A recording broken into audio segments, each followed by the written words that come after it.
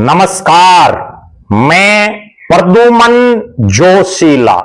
Bharatiya Janata party और कांग्रेस दोनों अलग अलग पार्टियां हैं।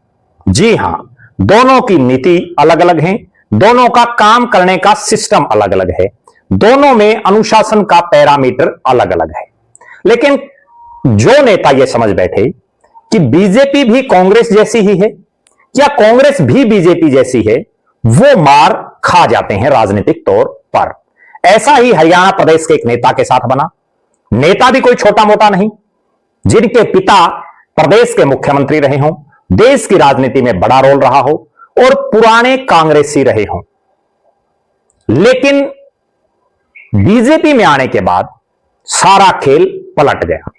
हम जिक्र कर रहे हैं कुलदीप बिश्नोई का। जी हां, कुलदीप बिश्नोई जो खुद भिवानी और हिसार से सांसद रहे, आदमपुर से कई मर्तबा विधायक रहे।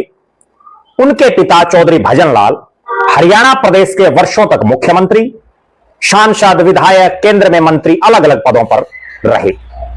चौधरी भजनलाल पुराने कांग्रेसी रहे। कुलदीप बिश्नोई ने भी अपनी राजनीतिक जीवन, राजनीतिक पारी कांग्रेस से शुरू की।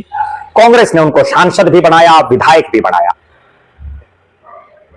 उसके बाद ऐसे हालात बने कि कांग्रेस में वो ज्यादा समय नहीं टिक पाई। अपनी पार्टी बना ली, फिर कभी किसी के साथ अलायंस कर लिया, कभी बीजेपी के साथ कर लिया, कभी किसी अन्य दल के साथ कर लिया। फिर कांग्रेस में पार्टी मर्ज कर दी, फिर कांग्रेस से इस्तीफा दे दिया, बीजेपी ज्वाइन कर ली। इस तरह का राजनीतिक जीवन रहा है कुलदीप बिश्नोई का।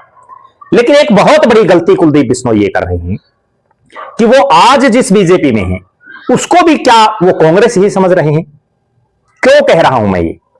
क्योंकि यही कुलदीप बिश्नोई जब कांग्रेस के सांसद थे भिवानी लोकसभा से, इनके पिता चौधरी भजनलाल कांग्रेस के विधायक थे आदमपुर से, कांग्रेस में रहते हुए कांग्रेस के नेताओं के खिलाफ बोलते रहे कुलदीप बिश्नोई। उस कांग्रेस के खिलाफ जिसकी केंद्र में सरकार थी, जिसकी हरियाणा में सरकार थी, उसके बावजूद लगभग 2 साल उनकी शब्दावली को सुनते रहे कांग्रेस सी। कांग्रेस हाईकमान कोई एक्शन नहीं ले पाई कुलदीप बिश्नोई पर। उस कुलदीप बिश्नोई पर जो कांग्रेस में उस समय इकलौता सांसद और 3 ही विधायक उसके साथ बचे थे, खुद चौधरी भजनलाल, धर्मपाल मलिक गोहाना के विधायक और इंद्री के विधायक राकेश कंबोज, केवल 3। और ये 3 भी तब जब 2005 के विधानसभा चुनाव में ज्यादातर टिकटें चौधरी भजनलाल ने बांटी थी, कुलदीप बिश्नोई ने सिफारिश की थी। चौधरी भजनलाल प्रदेश कांग्रेस के अध्यक्ष थे। उसके बावजूद जो जो विधायक जीते वो भजनलाल खेमा छोड़ करके चले गए। यहां तक कि खुद चौधरी भजनलाल के बेटे और कुलदीप बिश्नोई के भाई चंद्रमोहन उनको छोड़ करके चले गए। चौधरी भजनलाल के भतीजे और कुलदीप बिश्नोई के चचेरे भाई दूराराम उनको छोड़ करके चले गए। दूराराम उस समय फतेहाबाद से विधायक थे। चौधरी भजनलाल ने जिनको टिकट दिलाई, बहुत नजदीकी भट्टू से कुलबीर बेनीवाल, वो उनको छोड़ करके चले गए। अमीरचंद मक्कड़ उनको छोड़ करके चले गए। प्रोफेसर छत्रपाल उनको छोड़ करके चले गए। पता नहीं कितने का अनगिनत नाम, जिनको ना केवल टिकट चौधरी भजनलाल और कुलदीप बिश्नोई ने दिलवाई, बल्कि उनको जिताने में भी पिता पुत्र का योगदान था। कुलदीप बिश्नोई 2 साल लगभग खूब बोले। श्रीमती सोनिया गांधी से लेकर के और भूपेंद्र सिंह हुड्डा तक किसी को उन्होंने नहीं बख्शा। लेकिन कांग्रेस ने कोई शो काज नोटिस तक उनको नहीं दिया। यह कमी है कांग्रेस की। आखिरकार जब लगा कि कांग्रेस उनको नहीं निकालेगी, तो कुलदीप बिश्नोई ने अपने पिता चौधरी भजनलाल के साथ मिलकर के 2 दिसंबर 2007 को रोहतक में हरियाणा जनहित कांग्रेस बीएल बना ली। फिर अलग अलग दलों के साथ अलायंस करते करते ऐसा दौर आया कि कुलदीप बिश्नोई को अपनी पार्टी कांग्रेस में मर्ज करनी पड़ी। उस कांग्रेस में जिसके खिलाफ वो लगातार बोले, उस कांग्रेस में जिसने 2009 के विधानसभा चुनाव में उसके 6 में से 5 विधायकों को तोड़ लिया, उस कांग्रेस के में मर्ज की अपनी पार्टी, जिस कांग्रेस ने उनके पिता के नेतृत्व में तो चुनाव लड़ा, लेकिन मुख्यमंत्री चौधरी भूपेंद्र सिंह हुड्डा को बनाया। कुलदीप बिश्नोई खूब बोले, कांग्रेस चुप रही। अब हम आते हैं आज के सीन पर। कुलदीप बिश्नोई फिलहाल बीजेपी में है। उनके धर्मपत्नी पूर्व विधायक रेणुका बिश्नोई बीजेपी में है। उनके बेटे पूर्व विधायक भव्य बिश्नोई बीजेपी के युवा मोर्चा के प्रदेश प्रभारी हैं। बीजेपी की राज्यसभा सांसद रेखा शर्मा चौधरी भजनलाल पर बदमाशी करने के गंभीर आरोप लगाती है। उसके बाद रणधीर पनिहार बयान देते हैं, रेखा शर्मा से माफी मांगने की अपील करते हैं। दूराराम बयान देते हैं, भव्य बिश्नोई भी बयान देते हैं। लेकिन हरियाणा की राजनीति में हड़कंप तब मचता है जब कुलदीप बिश्नोई ललकारते हैं बीजेपी को और स्पष्ट शब्दों में कहते हैं कि इस लुगाई से जो है इसको या तो नोटिस दो या इससे माफी मंगवाओ। एक राज्यसभा सांसद के प्रति उनकी यह सोच है। इसके बाद वो यही नहीं रुकते, मोहनलाल बड़ौली के लिए भी कहते हैं कि इनकी क्या औकात है, थोपे हुए हैं। रेखा शर्मा के लिए कहते हैं कि साइकिल का ब्योंत नहीं और हवाई जहाज मिल गया।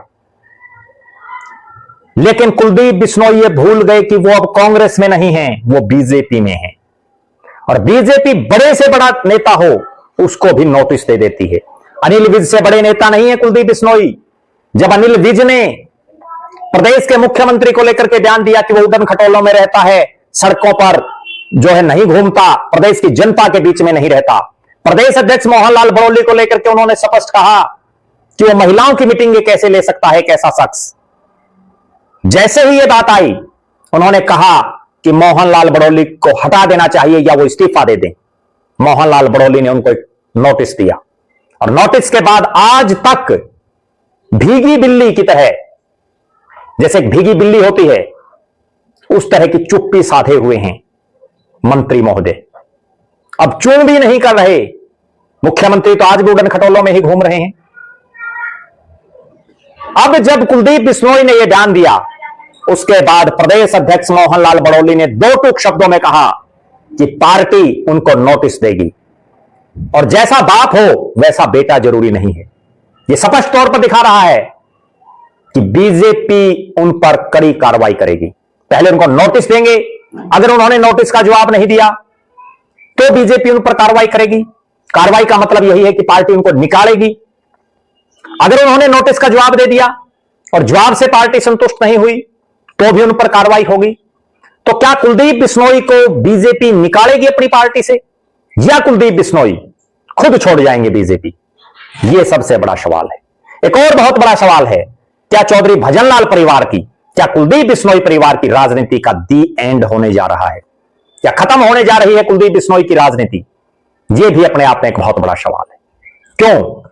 क्योंकि कांग्रेस में कुलदीप बिश्नोई रह चुके हैं, उनका परिवार रह चुका है, अलग पार्टी बना करके देख ली, बीजेपी में भी उनकी कितनी वैल्यू है वो भी सबके सामने आ चुकी है।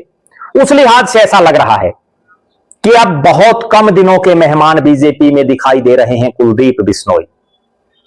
आप दर्शक अपनी बेबाक राय जरूर लिखें। क्या कुलदीप बिश्नोई बीजेपी को कांग्रेस समझने की भूल तो नहीं कर बैठे? पार्टी क्या एक्शन कुलदीप बिश्नोई पर लेगी और क्या कुलदीप बिश्नोई को अब बीजेपी में रहना चाहिए या छोड़ देनी चाहिए पार्टी? अगली बड़ी बात, क्या अनिल विज की तरह नोटिस मिलते ही चुप हो जाएंगे कुलदीप बिश्नोई? आप दर्शक अपनी बेबाक राय जरूर रखें। हमारी निगाहें कुलदीप बिश्नोई के इस पूरे एपिसोड पर हैं। चौधरी भजनलाल को लेकर के जो एक टिप्पणी की गई और उसके बाद यह पूरा बवाल हरियाणा की राजनीति में मचा हुआ है। बहुत बहुत धन्यवाद। आपका अपना प्रद्युमन जोशीला।